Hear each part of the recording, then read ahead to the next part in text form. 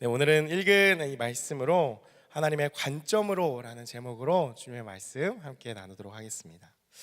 이스라엘의 초대 왕이었던 이 사울은 하나님 앞에 불순종함으로 왕권을 박탈당하게 됩니다. 하나님께서 이스라엘 백성들을 위해서 선지자 사무엘을 통해서 다시 한번 새 왕을 세우려고 하시는데요.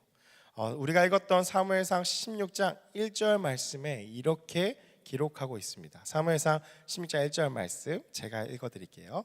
여호와께서 사무엘에게 이르시되 내가 이미 사울을 버려 이스라엘 왕이 되지 못하게 하였거늘 내가 그를 위하여 언제까지 슬퍼하겠느냐. 너는 뿔에 기름을 채워 가지고 가라. 내가 너를 베들레헴 사람 이새에게로 보내리니 이는 내가 그의 아들 중에서 한 왕을 보았느니라 하시는지라. 이 말씀에 따라서 이 사울의 불순종으로 인해서 이 왕권이 박탈당하고 사무엘의 마음 가운데는 이 사울 왕에 대한 아쉬움, 그러한 마음들이 슬픔이 남아 있었다라는 것이죠. 그런데 하나님께서 언제까지 사무엘아 그것을 슬퍼하겠느냐 말씀하시면서 새로운 왕을 세울 것이다 라고서 이새의 집으로 그를 보내십니다. 그가 이새의 집으로 향하게 될 때 하나님께서 이렇게 말씀하시는데요. 우리 3절 말씀인데 3절 말씀 우리 자막을 통해서 우리 한 목소리를 같이 함께 읽겠습니다. 시작. 이새를 제사에 청하라. 내가 내게 행할 일을 가르치리니 내가 내게 알게 하는 자에게 나를 위하여 기름을 부을지니라. 아멘. 이새에게서 하나님께 제사를 드리고자 라고 이게 하여서 제사를 드립시다 라고 하여서 이새와 그의 아들들을 다 불러내는 것입니다. 그래서 하나님께서 이 사무엘에게 이새의 아들 중에 이스라엘의 이제 차기 왕이 될 자를 알게 하실 거라고, 내가 내게 행할 일을 가르치리니 내가 알게 하는 자에게 라고 분명하게 말씀하셨다라는 것이죠. 그러나 이새는 이것을 생각하지 못한 모습이 오늘의 본문 말씀에 나타납니다. 오늘 본문 우리 16장 6절 말씀도 우리 자막을 통해서 같이 함께 읽어보기 원합니다. 함께 읽겠습니다. 시작. 그들이 오매 사무엘이 엘리압을 보고 마음에 이르기를 여호와의 기름 부으실 자가 과연 주님 앞에 있도다 하였더니. 이새의 아들들이 사무엘에게 왔습니다. 그래서 이새와 아들들이 쫙 이렇게 서 있어요.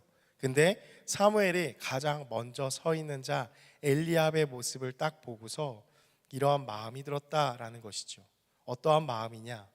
7절의 말씀에 하나님이 이렇게 말씀하시는데요. 우리 7절 말씀도 다시 한번 같이 함께 읽어보겠습니다. 시작. 여호와께서 사무엘에게 이르시되 그의 용모와 키를 보지 말라. 내가 이미 그를 버렸노라.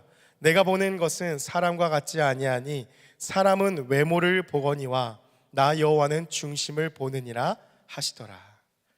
여러분, 사무엘이 보았던 것은 무엇이냐? 바로 엘리압의 외모였다라는 것입니다. 그런데 이런 사무엘의 반응에 하나님께서는 내가 이미 그를 버렸다라고 말씀하시죠. 여러분, 엘리압을 이제 처음 봤는데 하나님은 엘리압을 버렸다고 이렇게 말씀하시는 것을 이어가는 것을 보게 됩니다. 엘리압을 버렸다는 것인가? 그렇지 않고 우리가 아까 읽었던 그 1절 말씀에 사무엘에게 말씀하신 사울을 버렸다라는 것을, 그 말씀을 이 사무엘에게 하나님께서 다시금 떠올리게 하시는 것입니다. 사무엘의 마음 가운데는 사울이 남아 있었습니다. 따라서 사무엘은 엘리압의 이 외모를 보았다라는 것이죠. 엘리압의 외모를 보니 사울과 같이 키도 크고 훤칠하고 용모도 빼어나고, 그러니까 사울이 왕으로 세워져서 하나님 앞에 쓰임 받았던 것처럼 이 엘리압도 왕으로 쓰임 받을 제목이구나. 내가 왕이 될 상이로구나 라고 이렇게 사무엘이 생각하였다라는 것이죠. 그는 사울을 찾아서 기름 부어 세웠던 그 기억과 같이 왕이라면은 이 정도는 되어야 한다라는 이 자신의 기준이 있었다라는 것입니다. 그러나 하나님께서는 그에게 분명하게 말씀하시면서 얘기하시는 건 무엇이냐? 그 외모를 보지 말라 하시는 것이죠. 이는 곧 너의 생각과 마음대로 생각하지 말라라는 것입니다. 그리고 이어지는 말씀을 보니까 내가 보는 것은 사람과 같지 아니하니 사람은 외모를 보거니와 나 여호와는 중심을 보느니라 하시더라 라고 기록되어 있습니다. 여러분, 우리가 이 7절의 말씀 너무나 잘 알고 유명한 말씀이죠. 참 아멘이 되는 말씀이지 않습니까? 아, 그래, 사람은 외모를 보지만 하나님은 나의 중심을 보셔 라고 하면서 때로는 위안을 얻는 그러한 말씀이기도 합니다. 그렇다면 하나님은요, 왜 훤칠한 사울을 세우시고 지금 와서는 외모를 안 보신다고 하신 걸까요? 하나님은 훤칠한 사울의 모습을 보셨잖아요. 그 모습이 빼어났잖아요. 용모도 빼어났잖아요. 그가 왕으로 쓰임 받았잖아요. 근데 그렇게 훤칠한 사람을 세울 때는 언제고 왜 지금은 외모를 보지 않고 중심을 보신다 하신 건가요? 하나님이 사울에게 상처를 받으셔서 이제 그런 외모를 보기 싫으신 걸까요? 아, 이제 세워놨는데 이제 별로야. 그래서 여러분, 사랑의 아픔이 있는 분들 왜 그런 거 있으시죠? 그러한 어떤 사랑의 대상의 어떤 뉘앙스, 그런 모습만 봐도 아, 싫어. 하나님도 이러한 마음이셨을까요? 그럼 이제 하나님은 키도 작고 용모도 별 볼 일 없는 사람을 좋아하실까요? 중심을 보신다고 하시니 마음만 있으면 될까요?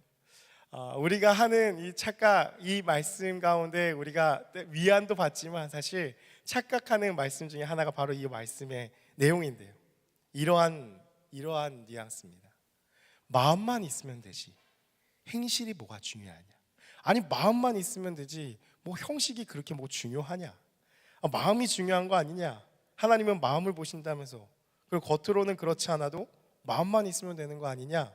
라는 생각들이라는 것이죠. 여러분, 근데 과연 하나님의 말씀하시는 것이 그러한 뜻인가? 그렇지 않다라는 것입니다. 하나님이 중심을 보신다고 말씀하실 때 먼저 언급하는 것은요, 내가 보는 것은 사람들이 보는 것과 같지 않다고 말씀하십니다. 그렇다면 사람들이 보는 것이 무엇이냐를 우리가 한번 생각해 봐야죠. 사울이 하나님께 버림을 받은 그 이유에서 드러납니다. 사울이 왜 하나님 앞에 버림을 받았느냐? 사울의 버림받은 이유는 딱 한 가지였습니다. 불순종이었습니다. 정확하게 말하면 사울은 하나님의 말씀보다 사람의 눈치와 사람의 입장에서 생각이 더 강하고 중요하게 여겼다라는 것이죠. 그래서 하나님께서 사울을 버린 그 대표적인 사건이 있는데 무엇이냐? 너는 가서 아말렉을 다 진멸하라고 명령하신 것이 있었습니다. 그런데 이 사울이 하나님의 말씀을 무겁게 여겼다면 그 순종은 다 멸하는 것, 진멸시키는 것이 맞지만, 그러나 이 사울은 아말렉 왕과 소와 양, 좋은 양질의 것들을 남겨두었다라는 것이죠. 왜 남겼냐? 라고 물어봤을 때 그가 대답한 이유는 이 좋은 양과 소를 가지고 하나님 앞에 제사를 드리면 얼마나 좋냐? 라는 그의 대답이었다라는 것이죠. 또한 이 사울의 초점은 하나님이 아니라 이스라엘 백성들의 눈치를 살폈다라는 것입니다. 하나님은 이러한 사울의 불순종을 보셨습니다. 사울의 중심에 있는 하나님이 아닌 먼저 사람의 기준과 생각을 보셨던 것입니다. 사랑하는 여러분, 우리가 사울의 입장에서 한번 생각해 본다면 여러분, 이것은 정말 합리적인 생각이 아닌가라고 우린 여길 수 있습니다. 아니, 세상에 있는 모든 좋은 것들로 하나님을 섬길 수 있다면 그거 좋은 거 아닙니까?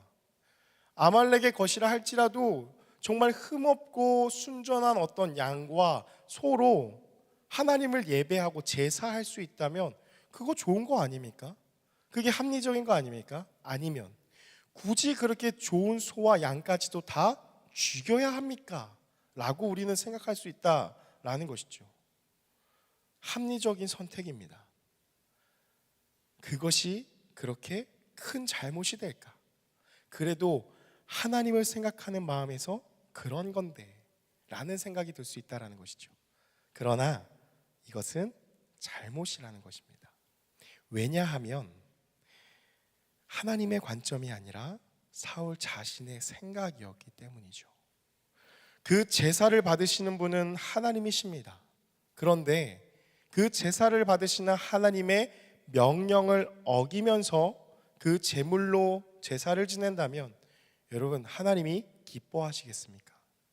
아무리 내가 보기에 좋은 것들이 있다 할지라도 하나님께서 그것들을 제하라고 명령을 하셨는데 그것을 지키지 않고 내 생각대로 그것을 하나님 앞에 가져와서 하나님 이거 보세요, 이거 되게 좋은 건데 하나님께 드리면 이거 좋은 거 아닙니까? 라고 말한다면 하나님의 마음이 어떠실까요? 불편하시지 않을까요? 나는 분명히 얘기를 했는데 왜 듣지 않지? 라고 생각할 수 있다라는 것이죠. 사울의 그 마음의 중심이 하나님께 있지 아니었다라는 것입니다. 그 눈은 이스라엘 백성들의 눈을 의식하였고 좋은 것이 좋은 것이지 하면서 하나님께도 자신에게도 이스라엘 백성에게도 윈윈하는 것이 아닌가 하는 그러한 지극히 자신의 생각이었다라는 것이죠. 지극히 사람의 입장에서의 생각, 인본주의적 관점이었다라는 것입니다. 하나님께서 원하시는 것은 하나님의 관점으로 바라보고 생각하며 그 말씀을 따르는 것입니다. 그래서 우리가 잘 이해해야 할 하나님께서 마음의 중심을 보신다는 그 의미는 그냥 단순히 겉모양과 어떤 외모가 상관없고 필요 없다고 말씀하시는 것이 아니라 그 이 말씀의 중요한 그 의미는 너의 생각대로 너의 마음대로 하나님을 생각하지 말라라는 것입니다. 너의 마음의 중심에 하나님이 바라보시는 관점으로 하나님의 생각으로 너도 똑같이 바라보라라는 것이죠. 그것이 바로 하나님의 마음의 중심을 보신다라는 뜻이라는 거죠. 그렇다면 하나님이 바라보시는 관점, 하나님의 눈으로, 하나님의 마음으로 생각하는 것이 무엇일까요? 여러분, 이것이 바로 영적인 눈입니다. 내가 보는 이 세상 너머에 계신, 지금 우리가 살아가고 있는 이 3차원의 세계 너머에 계신 하나님을 바라보는 그 하나님을 믿는 믿음의 눈을 말하는 것입니다. 여러분, 이것이 정말 중요합니다. 왜냐하면 이것이 기독교 그리스도인의 본질이기 때문입니다. 사랑하는 여러분, 그리스도인은요, 예수를 따라가는 자들이 바로 그리스도인이죠.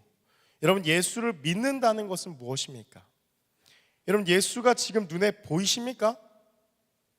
여러분, 예수가 눈에 보이시는 분이 있으십니까? 특별한 은혜를 받았거나 아니면 저기 병원을 가보셔야 됩니다. 눈에 보이지 않습니다. 그런데 어떻게 따라갑니까? 근데 어떻게 믿을 수 있습니까? 여러분, 성경을 통해 우리에게 말씀하신 그 말씀이 우리 안에 실제가 되어서 믿어지게 되는 것입니다. 지금 내가 살아가는 이 세상이 전부가 아니라, 이 세계가 전부가 아니라 이 세상, 이 세계를 뛰어넘어서 다스리시는 하나님이 계시다라는 그 사실을 깨닫게 되어지고 믿어지게 되고, 따라서 그것을 당연히 따를 수밖에 없는 삶을 말하는 것입니다. 그래서 여러분, 기독교는 영적인 종교입니다. 우리의 믿음은 보이는 것들을 믿는 것이 아니라 보이지 않는 것을 믿는 것이기 때문이죠. 여러분, 그럴 수 있는 이유는 무엇이냐면, 여러분, 우리는요, 돼지와 개와 같은 그러한 동물들이 아니라 사람입니다. 사람과 동물의 차이가 무엇일까요? 하나님께서 사람에게, 인간에게는 하나님의 것인 영혼을 주셨습니다. 후 숨을 불어넣으시면서 생영이 된지라 라고 창세기에서 말씀하시죠. 영혼을 우리에게 주셨습니다. 그 영혼으로 말미암아 하나님을 알게 하시고 사랑하는 존재로 만드셨기 때문입니다. 그래서 우리가 믿는 것은 바로 우리에게 영혼이 있고 영원하신 하나님과 함께 영원히 살아가는 존재라는 것을 믿는 것. 그래서 여러분, 이것이 바로 기독교라는 것이죠. 그래서 우리가 착각하면 안 되는 것이 있습니다. 여러분, 기독교는요, 이성적인 것이 아닙니다. 상식적인 것이 아닙니다. 이게 무슨 말입니까? 그럼 우리는 바로 생각하는 게, 그럼 비이성적인 것입니까? 그럼 몰상식한 것입니까? 이렇게 생각할 수 있죠. 아닙니다. 이성적인 영역과 상식적인 것 당연히 있어야죠. 근데 우리의 이성과 상식으로 이해 안 되는 영역, 영적인 영역이 있다라는 것이죠. 그래서 기독교는 이성을 뛰어넘는 초이성인 것입니다. 상식을 뛰어넘는 초상식인 것입니다. 이 보이는 세계, 3차원의 이 세계 여기에 국한돼서 살아가는 자들이 아니라 이 세계 너머에 계신 하나님을 바라보는 영적인 존재를 바라보는 자들이기 때문에 우리의 생각과 우리의 이성과 우리의 논리로 다 설명되고 부합한 것이 아니라 그것을 뛰어넘는 그 영적인 세계를 바라보고 믿는 삶, 그것이 바로 그리스도인들의 삶이라는 것이죠. 우리는 지금 보이는 세계 너머의 것을 생각하고 살아가는 자들이다라는 것입니다. 그 세계는 무엇이냐? 하나님의 세계입니다. 인간의 죄로 인해서 이 사실을 깨달을 수 없게 되었습니다. 그러나 예수 그리스도께서 이 땅에 오셔서 십자가에 달리심으로 우리의 죄의 문제를 해결하시고 그것으로 끝난 것이 아니라 부활하심으로 하나님과 관계가 단절되었던 이 사망 권세를 다 깨뜨리심으로, 아까 우리 찬양하면서 이 마음이 되게 비장해지는 찬양을 했잖아요. 사단은 이제 끝난 것입니다. 왜? 예수 그리스도께서 다시 살아나심으로 모든 사망 권세가 다 깨뜨리심으로 우리에게 이러한 세계를 깨닫게 하시고 우리의 눈을 열어서 보게 하신 것, 여러분, 그것을 보는 것이 바로 믿음, 그것이 기독교라는 것입니다. 따라서 예수님을 믿는 자들의 삶은요, 한마디로 부활의 눈으로 자신을 바라보는 것이고 부활의 눈으로 이 세계를 바라보는 삶을 살아가는 자들이 바로 믿는 자의 삶이라는 것입니다. 여러분, 부활이 무엇이냐? 여러분, 부활이 단순히 죽었다가 살아나는 것이 아닙니다. 여러분, 그것은 그냥 소생, 회생이라고 우리가 부를 수 있는 것이죠.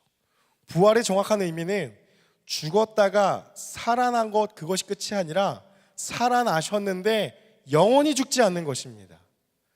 우리는 소생은 할 수 있습니다. 심정지가 잠깐 왔다가 다시 심장이 뛸 수 있습니다. 이것은 그냥 소생이죠. 그러나 우리는 다시 죽습니다. 그런 존재입니다. 그런데 예수님께서는 죽으셨다가, 완전히 죽으셨다가 다시 살아나셨는데 다시 죽지 아니하시고 영원히 살아계신 것, 그래서 그 2000년 전에 십자가를 지시고 살아나심으로 부활하신 예수 그리스도께서 오늘날도 하늘 보좌 우편에 앉아 계셔서 영원히 살아계신 것, 그것이 바로 부활이라는 것이죠. 예수님, 우리의 죄를 대신하여 그가 스스로 제물이 되셨습니다. 십자가의 죽으심으로 하나님과 우리와 막혔던 그 죄의 담을 다 허물어뜨리셨습니다. 그러나 그것으로 끝난 것이 아니라 다시 죽지 않는 몸으로 살아나심으로 사망을 깨뜨리시고 더 이상 우리가 죄의 종 노릇하지 않게, 죄의 저주 아래 있지 않게 우리도 영원히 살 수 있는 존재로 우리에게 새로운 생명을 주신 것, 그것이 바로 예수님의 부활의 의미라는 것이죠.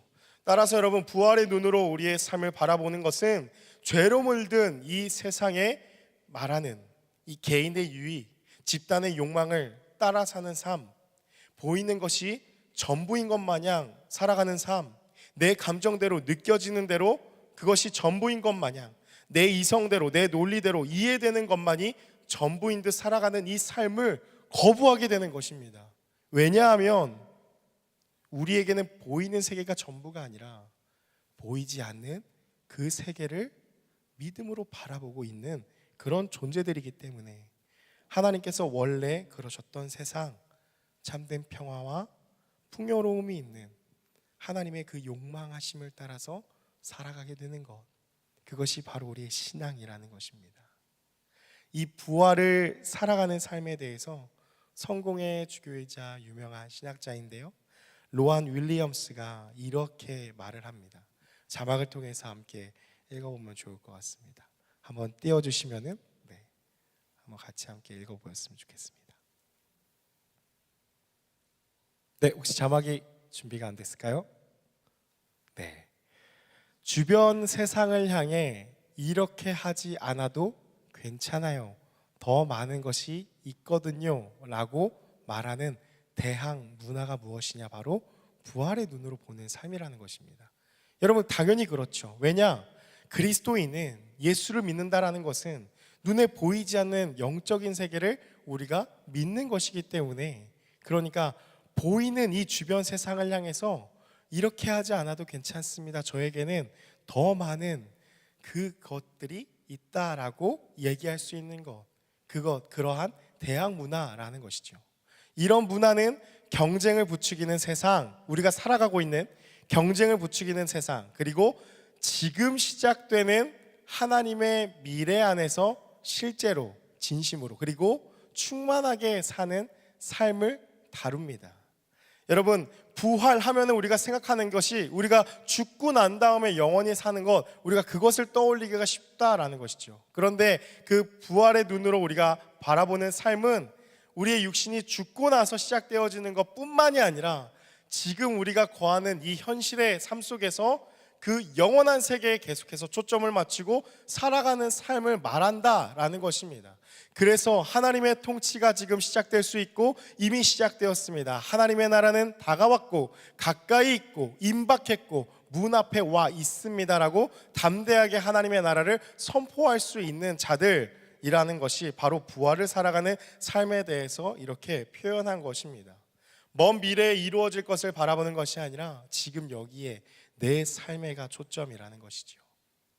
사랑하는 여러분, 말씀을 마무리합니다. 여러분, 하나님은요 살아계십니다. 여러분, 하나님이 살아계신 것을 믿으십니까? 여러분, 정말 이것이 믿겨지십니까? 여러분, 이것이 정말 중요합니다. 영적인 눈을 떠야 하는 것이죠. 우리가 이 세상 가운데 살아가면서 늘 생각하고 바라보는 것은 내 힘과 능력으로 경쟁을 통해서 안전한 삶을 소유할 수 있다라는 생각입니다. 그러한 안정을 누려야 한다는 이 사회적인 강박으로 우리는 가득하다라는 것이죠. 부활의 눈, 하나님의 관점은 우리의 닫혀있는 이 시야를 열어주시는 것입니다. 또한 육신의 눈으로 보이지 않는 영원한 세계를 보게 하시는 것이 하나님의 우리의 눈을 떠서 보게 하시는 영적인 세계라는 것이죠. 여러분, 우리가 살아가는 이 세상은 보이는 것이 전부가 아닙니다. 보이지 않으시는 하나님께서 만드신 세계요, 하나님이 다스리시는 세계라는 것입니다. 그 하나님을 말하고 있는 성경이 우리에게 이렇게 이야기를 합니다. 사람은 흙에서부터 나와서 흙으로 돌아가는 존재다. 성경은 그래서 우리의 인생의 연수가 70이요 강건하면 80이라고 말씀하십니다. 우리가 하나님의 관점으로 부활의 눈으로 나 자신을 바라보고 이 영원이라는 관점에서 이 세상을 바라보게 된다면 여러분, 우리의 인생, 지금 우리가 살아가고 있는, 여러분이 당면해서 살아가고 있는 하루하루, 지금 여러분이 거하고 있는 그 상황 속에서의 어떠한 어려움과 고난들, 영원할 것 같고 너무 크고 이것이 끝나지 않을 것 같지만 여러분, 부활의 눈으로 하나님의 관점으로 영원이라는 세계에서 우리의 이 70이요 80인 인생을 바라본다면 여러분, 어떨 것 같습니까? 끝이 안 나는 영원이라는 관점에서 70년, 80년, 지금 우리의 눈으로 보기에는 길어 보이고 안 올 것 같이 느껴지는 되게 길게 보이는 그러한 세월이지만 영원의 관점에서 봤을 때는 점에 불과한 것입니다. 여러분, 부활의 눈을 뜨십시오. 하나님의 관점으로 우리의 삶을 바라보십시오. 우리의 인생은 실로 잠깐입니다. 이 세상은 영원하지 않습니다. 그것을 깨닫게 되어지는 것, 그것이 바로 하나님께서 오늘 우리에게 원하시는 하나님의 관점으로 살아가는 삶이라는 것입니다. 사랑하는 여러분, 그러한 찬양의 가사가 있잖아요. 보는 대로 살지 않고 느낀 대로 살지 않는, 여러분, 보이는 것대로 느끼는 대로 살지 마십시오. 보이는 것, 보여지는 것에 집착하지 마십시오. 여러분, 이 말은요, 보이는 것, 보여지는 것이 뭐 다 필요 없다, 뭐 다 쓸모없다, 뭐 이러한 뜻이 아닙니다. 보이는 것이 아니라 보이지 않는 것에 영원한 가치가 있음을 깨닫게 될 때에 보이는 것에 집착하지 말라는 것입니다. 여러분, 우리 눈에 보이는 돈, 우리의 눈에 보이는 많은 세상의 것들, 우리한테 필요한 것입니다. 다 내려놓고 흰 옷 입고 뭐 우리 가서 살자, 이거 아닙니다. 근데 그것을 필요에 따라서 사용하는 것과 그것이 나의 주인이 되어서 나를 좌지우지하는 건 다른 문제입니다. 우리가 영원의 세계를 바라볼 때에 그 부활의 눈으로 우리 자신을 바라보고 세계를 바라보게 될 때에 우리는 보이는 것에 집착하고 매달리고 아등바등하지 않게 된다라는 것입니다. 보이는 것에 얽매이면 우리의 인생은 비참해집니다. 여러분, 보이는 외모에 집착하고 보이는 통장의 잔고에 집착하게 되고 인별그램과 같이 보여지는 라이프 스타일에 집착하게 되어진다면 여러분, 그래서 우울증에 걸리는 것이고 여러분 스스로 비참해지는 그 눈으로 바라보고 있다라는 것입니다. 여러분, 부활의 눈, 하나님의 관점은요, 우리를 자유케 하십니다. 이것이 바로 오늘 예수 그리스도께서 부활하신 의미라는 것이죠. 여러분은 오늘 성찬을 합니다. 예수님께서 이 땅에 오신 이유, 그리고 자신의 몸을 버려서 십자가의 제물이 되어 죽으시고 부활하셔서 우리에게 새로운 생명을 주신 이유는 바로 보이는 것, 보여지는 것. 우리는 늘 그것에 사로잡혀서 그 안에 얽매여서 살아가는데 그 보이는 것, 보여지는 것에서 헤어나오지 못해서 비참해진 우리에게 자유를 주시는 것, 새로운 생명을 주시는 것, 그것이 바로 예수님의 부활의 의미입니다. 오늘 이 성찬의 시간을 통해서 예수님의 살과 피를 먹음으로 예수님이 내 안에 들어오시고 또한 우리가 예수님 안에 거하게 될 때에 보이는 것, 보여지는 것에서 벗어나서 내가 바라보는 대로 세상을 살아가는 것이 아니라 하나님의 관점으로 내 삶을 바라보고 하나님의 관점으로 나의 상황을 바라보고 이 세계를 바라보면서 부활의 눈을 뜨게 되므로 참된 그 자유함과 기쁨이 저와 여러분 가운데 충만하기를 주님의 이름으로 축복합니다. 아멘. 그리고 우리 예배 후에 이 비참함 가운데 아등바등 아직도 이 영적인 세계를 알지 못하는 그러한 자들에게 이 세상에 나아가서 이 복음, 기쁜 소식을 그래서 함께 전하자고 여러분 부활절 노방전도를 매년 계획해서 하고 있는 것입니다. 그래서 그 복음도 함께 전할 수 있는 그런 우리 모두가 되기를 간절히 소망합니다. 아멘.